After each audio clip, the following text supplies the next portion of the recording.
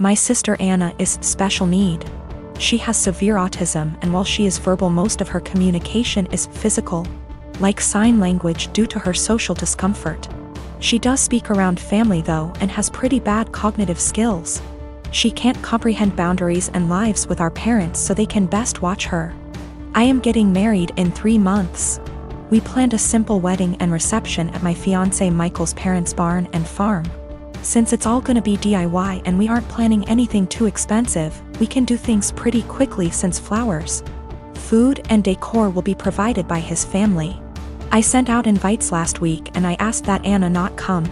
I told my parents I understood that would mean they may not show up, but it was just a heads up. Why no Anna? She has an issue with touching Michael and trying to kiss him. At times when we were at my parents' house, Anna would try and grab Michael's hands, try to lean in to kiss him, or would have a really bad shutdowns if she wasn't allowed to be directly next to him. We've tried speaking to her, but there's only so much we can do when she doesn't really understand. I told my parents I just want one day for Michael to be my partner and not Anna's comfort person. They called me selfish and asked how I expected them to agree to something like this. They told me Anna is disabled and may never experience a wedding of her own, and while I have Michael for probably the rest of our lives, she'll have no one, and that Michael and I can be a little more understanding to the reality of her life. I feel like a total ass, and what they're saying has really gotten to me, and I'm starting to question my decision. My parents called me letting me know they won't be coming and that it's best I don't bring Michael around anymore since I've chosen some man over my sister. They told me that Anna wanting to kiss Michael and hug him is normal for a woman her age, and that she doesn't understand what her feelings mean. I suggested they try to redirect her during the wedding, but they said Michael is gonna be family to her and he needs to get over it. I suggested they watch the wedding via web, and they said that's not fair and that they deserve to see things in person. I asked if I could pay for someone with proper credentials to watch her that day while they attention, and they asked what I would do when they died, and if I'd pawn her off every time. I dropped the unfortunate truth bomb that I don't want to put any more of my life aside for Anna anymore. I did it up until I turned 18. And that Anna is not my life's responsibility and I won't be her keeper. I assured them I'd pay for her care, but if she's okay doing this to Michael, then I worry for if I ever do choose to have children and what she'd do to them. They said I was sick for suggesting she'd do anything to my future children and hung up on me. They sent a lengthy text telling me not to contact them until I could do the right thing. My cousin turned 18 recently. She's in high school. She doesn't have a car, and during her birthday weekend, thought her parents were going to buy her one. They didn't get her one and she was pretty upset. I should note that I'm not very close with my cousin, or the rest of my extended family for that matter. I only heard about this through the grapevine from my dad. Anyway, my cousin texts me on the Friday before her birthday asking if she can take my car. I just leased a new Ford Escape to the mall and then for an out-of-town road trip with her friends over the weekend. I tell her no. She begs and pleads with me. I tell her no again. My car is for me to drive and for me only. If she wants her own car, she can save up and buy one. She calls me a and says that I ruined her birthday and that she's embarrassed because her friends think she got a car for her birthday and she doesn't have one. I don't respond to her and think nothing of it.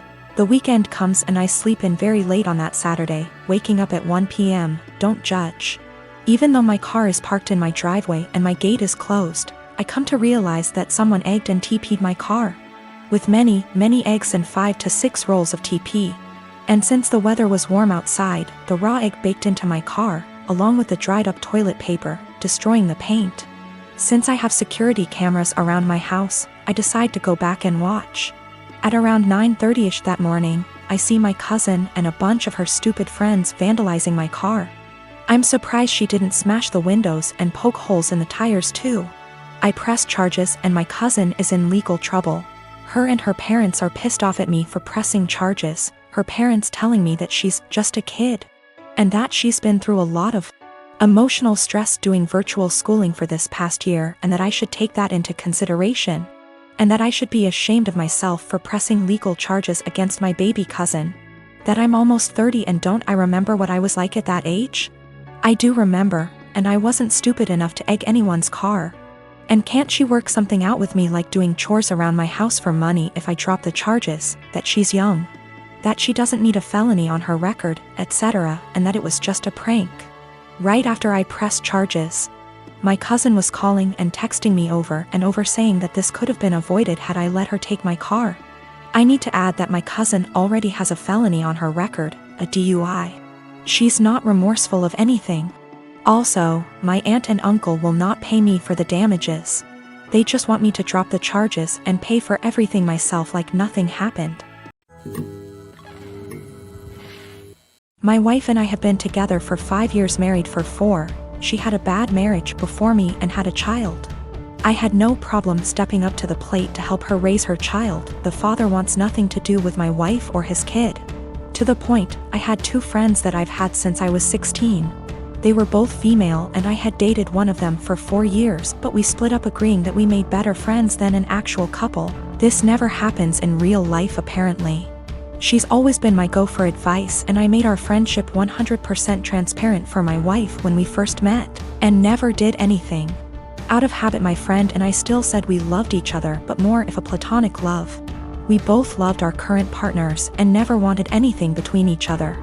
However, after a few years this took a toll on my wife and she asked me to stop telling her that I loved her. So I explained this to my friend and she said she understood and would have no problem doing so. Another month or so I still have 100% transparency with my wife as to make her feel comfortable. I got deployed and my friend had just had her baby and asked me if I wanted to FaceTime to see her. I said yes, naturally happy for her and her husband. After a nice chat and meeting her new son, I got a call from my wife a few days later asking if I had talked to her KN FaceTime. I told her that I had and why, also telling her what we had discussed. My wife then didn't talk to me the rest of my deployment. When I got home I explained that I was sorry it hurt her feelings and wanted to make things better. She told me to never talk to her again. I tried to explain that it was just a friendship and that neither of us wanted a relationship. My wife took it upon herself to call her and tell her that if she didn't stop talking to me forever that she would tell my friend's husband that we were having an affair. She did not tell me any of this. I quickly noticed she had blocked me on everything, including my number. I had no idea what happened, so I confronted my wife and she told me that she was certain I was cheating on her and that my friend and I were having an affair. She then told me that she had called her and only asked her to not talk to me anymore. I was slightly upset but stood by her decision and held no grudge. I feel like this event led to the breakdown of everything. She started to have no trust in anything I did, constantly going through my phone, and she would constantly lock her phone, or lock herself in the bathroom talking to someone on the phone. She started blaming her job for her unhappiness. I told her that I could pull extra hours at work if she wanted to quit to find a new one. She quickly quit her job and made no attempt to find work again. I was enlisted at the time. She said she hated that I was gone all the time, so I offered to go reserves to be with her more. She said that would fix it. So I got a civilian job that paid decent, but we had to move. The job is stressful and I'm not very fond of being a civilian. She has now come to the conclusion that I need to get out of the military and quit my civilian job, and we to move again, and that's the only way she'll be happy. I feel like I've given up everything for her to be happy. I'm trying to show her the logic that there is no way for us to survive if neither of us works. I love my wife and don't want a divorce, but I feel like she will never be happy and I'm not sure how to fix it. She blames everything on me and says that I'd be happier with someone else, or says she's leaving again. I'm currently deployed again, and the last week I was home she wouldn't talk to me or spend time with me and our daughter. She would lock herself in the bedroom all day. Then at night she would call me names and say I don't care about her and I never spend time with her. My daughter turns 11 in 6 weeks. She has been begging for a Nintendo Switch. Due to poor grades and overall bad attitude, we decided not to get a Switch. Money isn't the issue, it's her behavior. She acts very entitled and she's lying left and right. I just don't feel now is the right time for a Switch. The theft, on Easter, we, my husband, our kids, and myself, are at my husband's aunt and uncle's house. Aunt and uncle have 2 adult children, one of whom is mentally delayed, we'll call her cousin. She functions about a 10 years old level but is in her 40s. She lives in an assisted living apartment and has a job where she gets paid $5 a week. So she doesn't get many upscale things unless they are a gift.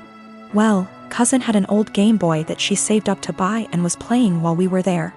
She eventually set it down and moved on to playing a board game with us while the kids ran around playing. My kid decided to be an epic turd and took the Game Boy. She snuck it out of Aunt and Uncle's by asking if she could go to our car to look for a book she had brought, and stashed it in the glove box. She proceeded to hide the fact that she had the Game Boy for several days, even after being asked where she last saw it. Her opening to come clean when Aunt and Uncle called and asked if we had seen where cousin might have left it. Due to cousin's challenges, she was utterly distraught over her missing Game Boy. It's one of the few forms of entertainment she has, and she worked hard to have it. I'm disappointed about the thievery, but I'm even more upset over my kid's attitude about being caught.